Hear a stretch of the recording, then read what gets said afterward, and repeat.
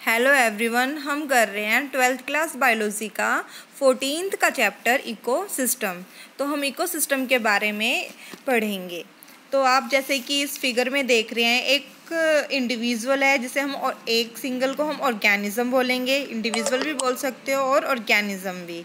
और फिर जब एक ऑर्गेनिज्म का जो ग्रुप होगा जिसके अंदर ग्रुप ऑफ सिंगल स्पीसीज, उसे हम क्या बोलेंगे? पॉपुलेशन। और फिर जब अलग अलग डिफरेंट स्पीसीज के ग्रुप को हम क्या बोलेंगे? कम्युनिटी। और जब एबायोटिक फैक्टर के साथ उनका इंट्रैक्शन होगा तो हम उसे क्या कहते हैं? इकोसिस्टम।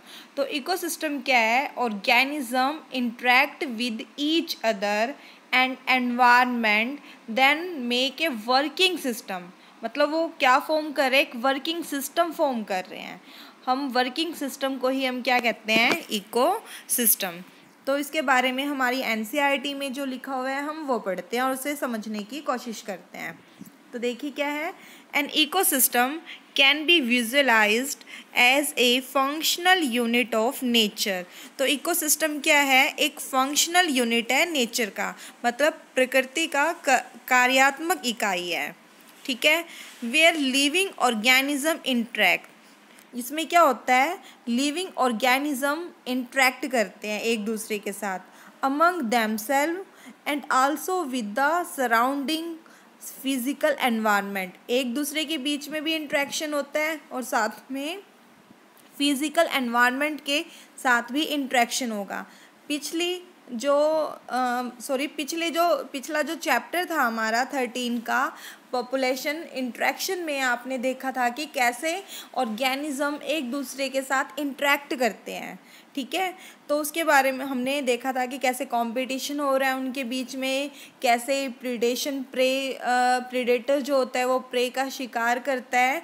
तो ये सारी चीज़ें हमने सीखी थी। तो अब हम इस चैप्टर में इकोसिस्टम के बारे में जानेंगे अच्छी तरह से।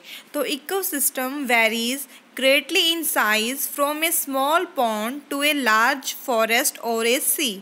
तो इस लाइन में क्या कह रहे हैं? जो इकोसिस्टम जो है वो उनका साइज़ जो है वो वेरी करता है, मतलब अलग अलग साइज़ के इकोसिस्टम प्रेजेंट है। एक स्मॉल पॉन्ड जो है वो भी एक इकोसिस्टम की तरह वर्क करेगा, और जो लार्ज फॉरेस्ट और सी जो सबसे बहुत हम लार्ज देखते हैं सी को, तो वो भी क्या एक इकोसिस्टम है। Many ecologists regard the entire biosphere as a global ecosystem। तो कई इकोलॉजिस्ट जो है तो वो क्या कहते हैं? वो बायोस्फीयर को, मतलब जो जीव मंडल जो है, जैव मंडल पूरे को, उनको उन्होंने एक ग्लोबल इकोसिस्टम बोला है, मतलब एक व्यापक रूप दिया है उन्होंने। As a composite of all local system on earth पे जो लोकल सिस्टम जो है उन सबको मिला के जो एक ग्लोबल व्यापक रूप जो है वो क्या है इकोसिस्टम का? Biosphere. Since this system is too much big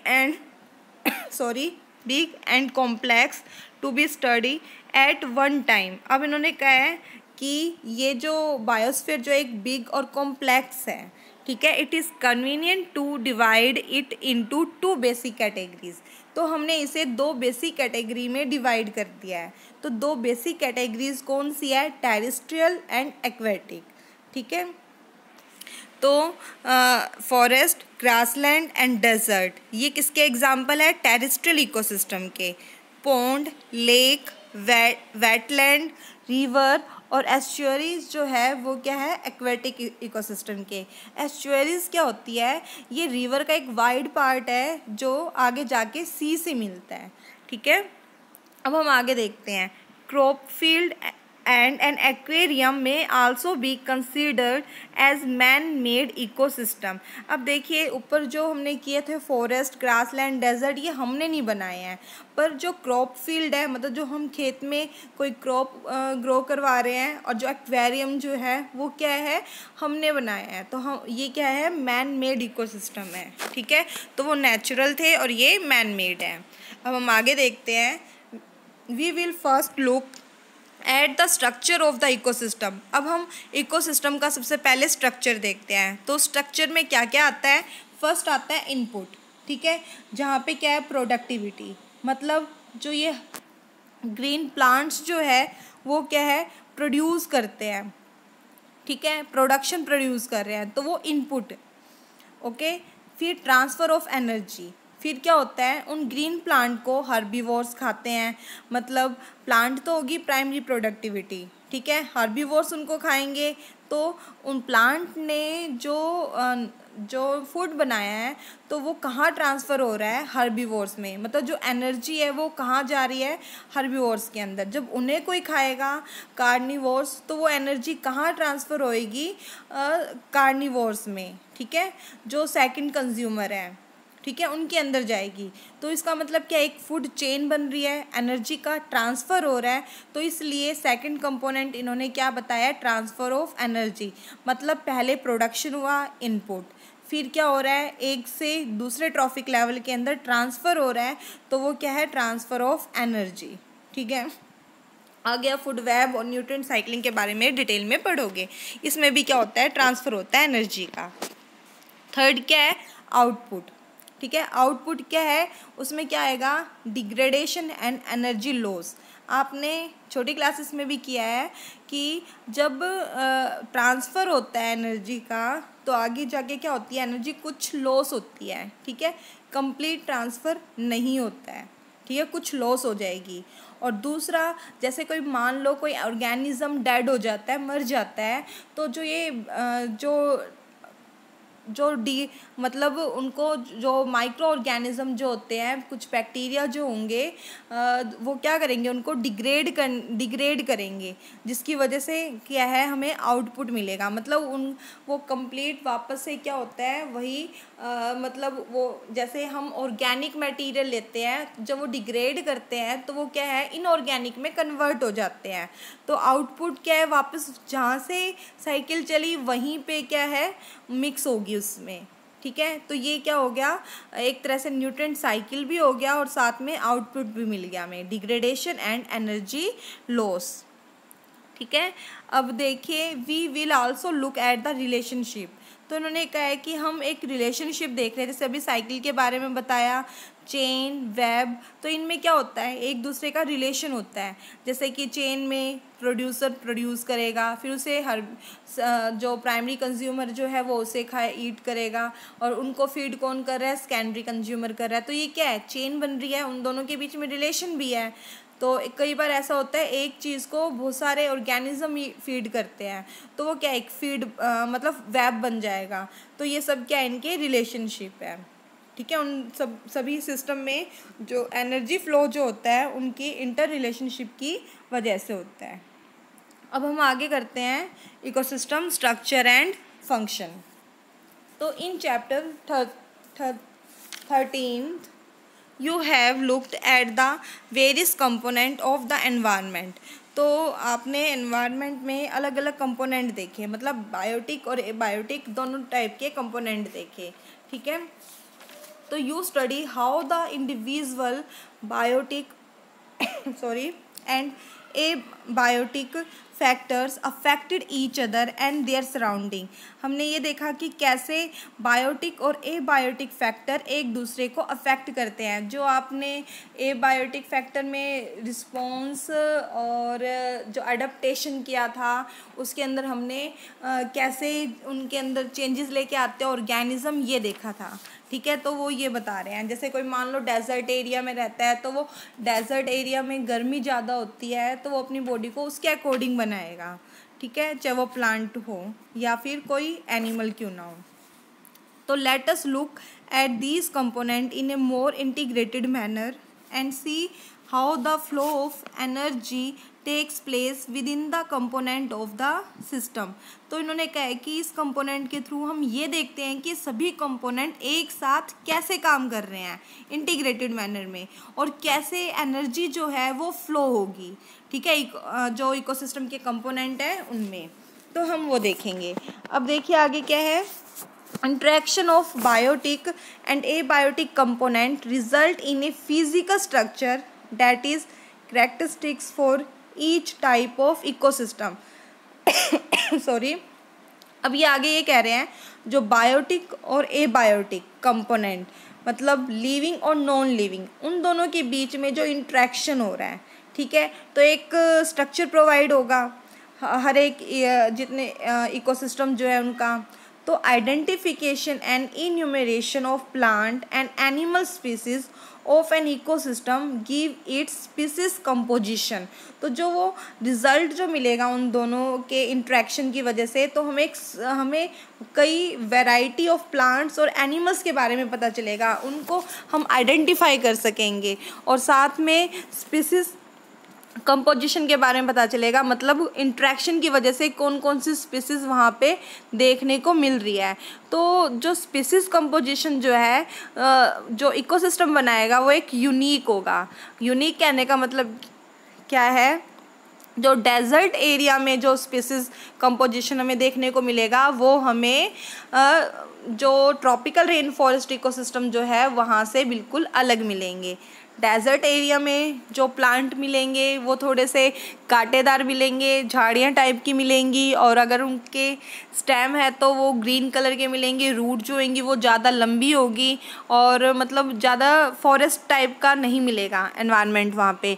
पर ट्रॉपिकल रेन फॉरेस्ट में क्या मिलेगा, हमें ट्रीज़ मिलेंगी, कुछ ज़्यादा ग्रीनरी देखने को मिलेगी। तो इसका मतलब क्या हुआ, दोनों में स्पीसीज कंपोजिशन अलग अलग है और यूनिक है, जो उन दोनों इकोसिस्टम को यूनिकनेस प्रोवाइड कर रहा है। ठीक है, अब आगे देखिए क्या है, vertical distribution of different species occupying different level. अब जो वर्टिकल डिस्ट्रीब्यूशन जो है अलग अलग स्पीसीज़ की, वो एक अलग अलग लेवल ऑक्यूपाई करते हैं। ठीक है, तो हम उसे क्या बोलेंगे, स्ट्रैटिफिकेशन। एक नंबर में डायरेक्ट ये क्वेश्चन आ सकता है। अब एग्जाम्पल क्या लिया इन्होंने, tree occupied top vertical strata और लेयर ऑफ ए फॉरेस्ट।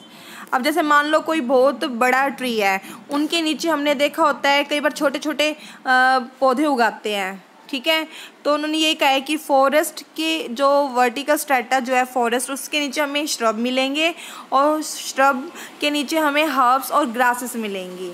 जो श्रब जो है वो सेकंड लेयर है, और हर्ब्स और जो ग्रासेस जो है वो बॉटम लेयर है। ठीक है, आई होप आप इतना समझ गए होंगे।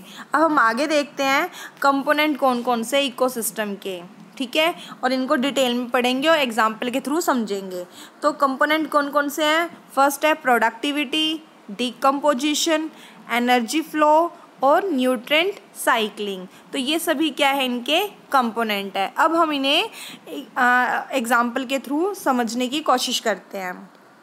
तो to understand the ethos of an aquatic ecosystem, हम इन सब को किस एग्जाम्पल के थ्रू समझेंगे, एक्वेटिक इकोसिस्टम के थ्रू। ठीक है, तो let us take a small pond. तो एक्वेटिक इकोसिस्टम में हम क्या ले रहे हैं, पॉन्ड का एग्जाम्पल ले रहे हैं। ठीक है, this is Fairlie A self sustainable unit. मतलब सेल्फ सस्टेनेबल मतलब इनके पास खुद का प्रोड्यूसर होगा, मतलब पॉन्ड में प्रोड्यूसर प्रेजेंट होंगे, हर चीज़ प्रेजेंट होगी खुद की। ठीक है, सेल्फ सस्टेन कर सकते हैं ये। And rather simple example that explain even the complex interaction that exist in aquatic ecosystem। तो हम उनके बीच में जो इंट्रैक्शन जो हो रहा है उनको डिटेल में अच्छी तरह से समझेंगे, मतलब एक सिंपल एग्जांपल के थ्रू हम उसको एक्सप्लेन करते हैं। तो pond is a shallow water body in which all the above mentioned 4 basic component of an ecosystem are well exhibited। तो ये क्या कह रहा है, एक पॉन्ड है, shallow water body. Shallow water body का मतलब क्या होता है, वो ज़्यादा डीप नहीं है। ठीक है, सरफेस और जो उनका बेस रीजन जो है उसमें ज़्यादा डिफरेंस नहीं है। ठीक है, तो हम आगे देखते हैं कि in which all the above mention 4 basic component of ecosystem. तो 4 बेसिक कंपोनेंट मतलब जो भी हमने किए थे, productivity, decomposition, energy flow, nutrient cycling, वो सभी देखने को मिलेगा इसमें। ठीक है, तो देखो आगे, the abiotic component is the water. तो एबायोटिक कंपोनेंट पॉन्ड में क्या है, वाटर है। ठीक है, with all the dissolve inorganic and organic substance. तो इनके अंदर इनऑर्गेनिक और ऑर्गेनिक दोनों सब्सटेंस डिजोल्व है। And the rich soil deposit at the bottom of the pond, और पॉन्ड के बॉटम में क्या है, सॉइल डिपॉजिट है। ठीक है, इतना आप समझ गए होंगे, क्योंकि हमने इसके अंदर हम पॉन्ड कर रहे हैं, तो पॉन्ड के अंदर एबायोटिक कंपोनेंट क्या है, वाटर, और वाटर के अंदर घुले हुए ऑर्गेनिक और इनऑर्गेनिक सब्सटेंस और सॉइल। ठीक है, अब आगे देखते हैं। The solar input, the cycle of temperature, day length and other climatic condition regulate the rate of function of entire pond. अब ये कह रहे हैं कि जो फंक्शन जो है पूरे पॉन्ड का, उन्हें कौन कौन कंट्रोल कर रहा है, उन्हें कंट्रोल कर रहा है सोलर इनपुट, मतलब जो लाइट आ रही है। ठीक है, द साइकिल ऑफ टेम्परेचर, जो टेम्परेचर साइकिल है, मतलब टेम्परेचर की जो साइकिल है, मतलब वहाँ पे टेम्परेचर कैसा है, कितना है, ज़्यादा है, कम है, ये सब। ठीक है, और डे लेंथ, कितनी लंबी, मतलब जो सनलाइट है वो कितना बढ़ रहा है वहाँ पे, अदर क्लाइमेटिक कंडीशन, ये सभी रेगुलेट करते हैं फंक्शन को। हम एक एग्ज़ाम्पल के थ्रू समझाती हूँ, जो थोड़ा सा अलग सा एग्ज़ाम्पल है इससे। जैसे मान लो आपने सुना होगा कश्मीर में जो डल लेक है, ठीक है, आपने सुना है उसके बारे में कि ठंड में क्या होता है, वो डल लेक बिल्कुल जम जाती है, ऊपर बर्फ़, बिल्कुल इतनी बर्फ़ जम जाती है कि हम उस पर चल भी सकते हैं। ठीक है, तो अब डल लेक के अंदर जो है, अब जो ऑर्गेनिज़म है, भैया आप सोचते होगे जो उनके नीचे ऊपर बर्फ़ जम गया तो नीचे कोई भी नहीं होगा, मतलब लिविंग ऑर्गेनिज़म नहीं होंगे, पर ऐसा नहीं है। वहाँ पे लिविंग ऑर्गेनिज़म जब ऊपर बर्फ़ जम जाती है तब भी होते हैं। ठीक है, वो कैसे होंगे, देखो हमें पता है जो वाटर की जो सबसे ज़्यादा जो डेंसिटी होती है वो 4 डिग्री सेल्सियस में होती है। ठीक है, तो वाटर जब ठंड होती है तो वाटर क्या है, बर्फ़ में कन्वर्ट हो जाता है। जब वो बर्फ़ बनता है तो उसकी डेंसिटी क्या होती है, कम होती है, तो वो क्या है, ऊपर वाली लेयर बर्फ़ में कन्वर्ट हो चुकी है। ठीक है, अब जो 4 डिग्री सेल्सियस जो वाटर जो होता है उसकी डेंसिटी ज़्यादा होती है, तो वो बर्फ़ के नीचे मिलेगी हमें। ठीक है, मतलब नीचे क्या है, पानी है, तो उस पानी में क्या है, ऑर्गेनिज़म होते हैं और वो अलाइव रहते हैं। ठीक है, और जो बर्फ़ होती है एक इंसुलेटिंग लेयर की तरह काम करती है। ठीक है, तो फिर जैसे ही सॉरी गर्मी होती है तो जो टेम्परेचर है वो चेंज होगा, बर्फ़ क्या होगी, पिघलना स्टार्ट हो जाएगी और वो ऑर्गेनिज़म हमें दिखना स्टार्ट हो जाएंगे। अब जैसे गर्मी ज़्यादा होगी तो क्या होगा, पानी ऊपर का गर्म हो जाएगा। अब आप ये सोचो कि ज़्यादा गर्म पानी में भी ऑर्गेनिज़म मर जाएंगे, वो भी ऐसा नहीं है। अब जो गर्म पानी होता है उसकी डेंसिटी क्या होती है, ठंडे पानी से कम होती है, तो गर्म पानी ऊपर होता है और नीचे का जो पानी होगा वो ठंडा होगा, और जो ऑर्गेनिज़म जो होंगे वो वहाँ पे अलाइव रहेंगे। ये क्या है, एक तरह से अडप्टेशन होगी, एक तरह से, मतलब नेचर ने कैसे अपने अंदर मॉडिफाई किया है ताकि जीव वहाँ पर अलाइव रह सके। तो क्या हुआ, सोलर इनपुट, टेम्परेचर, जो डे लेंथ है वो फंक्शन को रेगुलेट कर रहा है। ठीक है, आई होप ये एग्जांपल आप समझ गए होंगे। अब हम देखते हैं एनसीईआरटी में क्या बताया हुआ है। The autotrophic component include the phytoplankton. तो ऑटोट्रॉफिक कंपोनेंट मतलब पॉन्ड के अंदर जो फूड बना रहा है वो क्या है, फाइटोप्लैंक्टन है। बहुत ही छोटे होते हैं ये सॉरी माइक्रोस्कोपिक होते हैं। ठीक है, some algae and the floating submerged and marginal plant found at the edges. तो इन्होंने कहा है कि कुछ फ्लोट करते हैं प्लांट, कुछ सबमर्ज डूबे हुए होते हैं और कुछ मार्जिनल मतलब किनारों में मिलते हैं। ठीक है, द कंज्यूमर आर रिप्रेजेंटेड। अब फाइटोप्लैंक्टन तो फूड बनाएंगे, अब उनमें कंज्यूमर कौन से है पॉन्ड में, तो जू प्लैंक्टन, तो ये भी क्या है, माइक्रोस्कोपिक है। ठीक है, the free swimming and bottom dwelling form, और कुछ ऐसे भी होंगे जो बॉटम में मिलेंगे, नीचे मिलेंगे। The decomposer are the fungi, bacteria and flagellate especially abundant in the bottom of the pond. अब इन्होंने कहा है कि जो डिकम्पोजर होते हैं वो नीचे मिलेंगे। ठीक है, this system perform all the function of any ecosystem and of biosphere as a whole। तो इन्होंने ये कहा है कि इसमें सभी फंक्शन होते हैं। जैसे कि फर्स्ट हमने क्या किया था, प्रोडक्टिविटी, मतलब जो फाइटोप्लैंक्टन है वो फूड बनाएंगे। ठीक है। फिर उसके बाद क्या आया था, जू प्लैंकटन, वो क्या है, वो उसे खाएंगे, तो मतलब एनर्जी फ्लो, डेड होंगे, ठीक है। फिर डेड होने के बाद क्या है, डिकम्पोजर उसे डिग्रेड करेंगे, डिकम्पोजिशन होगी, और जब वो डिग्रेड हो जाएंगे तो वापस क्या है, वही मिल जाएंगे वहाँ की सोइल में, तो क्या हुई, न्यूट्रिएंट साइकिल स्टार्ट होगी, ठीक है। और जो फूड जो बना रहे थे फाइटोप्लैंक्टन, तो न्यूट्रिशन कहाँ से लेंगे, नीचे सोइल है उनसे न्यूट्रिशन लेंगे, ऊपर से सनलाइट आएगी उनसे लेंगे, मतलब वो कन्वर्ट कर सोलर एनर्जी को यूज़ करके इन ऑर्गेनिक सब्सटेंस को वो ऑर्गेनिक में कन्वर्ट कर देंगे, मतलब सभी फंक्शन हो रहे हैं।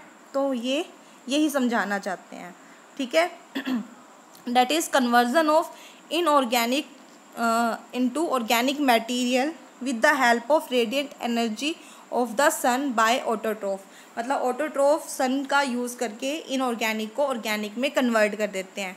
Consumption of autotrophs by heterotrophs, autotroph जो फाइटोप्लैंक्टन जो है उनको कंजर्व करेंगे, मतलब कौन खाएंगे, हेट्रोट्रोफ।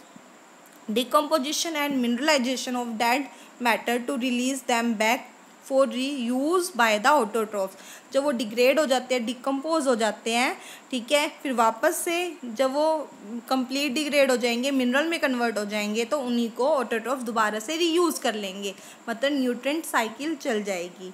These events are repeated over and over again, तो यही इवेंट्स क्या है, दोबारा रिपीट होती रहती है, साइकिल ऐसे चलती रहेगी। There is unidirectional movement of energy towards the higher trophic level. अब देखिए एनर्जी की जो मूवमेंट होती है वो कैसी होती है, यूनी डायरेक्शनल होती है, ठीक है। And its dissipation and loss as heat to the environment, और क्या होगा, वो एनवायरनमेंट में हीट के रूप में एनर्जी को लूज़ करेंगे, ठीक है। आई होप आप इतना जो है स्ट्रक्चर एंड फंक्शन समझ गए होंगे। नेक्स्ट वीडियो में हम प्रोडक्टिविटी करेंगे। Thank you.